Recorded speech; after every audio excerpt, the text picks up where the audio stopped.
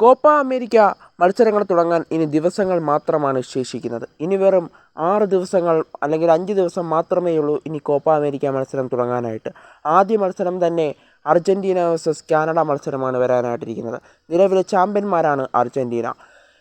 അർജൻറ്റീനയുടെ captain കൂടിയായ Lionel മെസ്സിയുടെ അവസാനത്തെ കോപ്പ അമേരിക്ക എന്ന പ്രത്യേകതയും കൂടി ഈ സീസൺ ഉണ്ടെന്ന് വേണം നമുക്ക് മനസ്സിലാക്കാനായിട്ട്. എന്തായാലും അർജൻറ്റീന കാനഡയെ നേരിട്ടുകൊണ്ടാണ് കോപ്പ അമേരിക്ക മത്സരങ്ങൾക്ക് തുടക്കമാകുന്നത്. അർജൻറ്റീന കാനഡയെ നേരിടുന്നത് 21-ാം തീയതി രാവിലെ 5:30-ക്കാണെന്നാണ് മനസ്സിലാക്കാനായിട്ട് സാധിക്കുന്നത്. ഈ മത്സരങ്ങൾ എങ്ങനെയാണ് നമുക്ക് കോപ്പ അമേരിക്ക മത്സരങ്ങൾ ലൈവായിട്ട് കാണാനായിട്ട് സാധിക്കുക എന്ന് തന്നെയാണ് നമ്മൾ ഈ വീഡിയോയിലൂടെ നോക്കാനായിട്ട് പോകുന്നത്. ഈ മത്സരം നമുക്ക് കാണാനായിട്ട് സാധിക്കുക സോണി സ്പോർട്സ് നെറ്റ്വർക്കിൽ തന്നെയാണെന്നാണ് മനസ്സിലാക്കാനായിട്ട് സാധിക്കുന്നത്.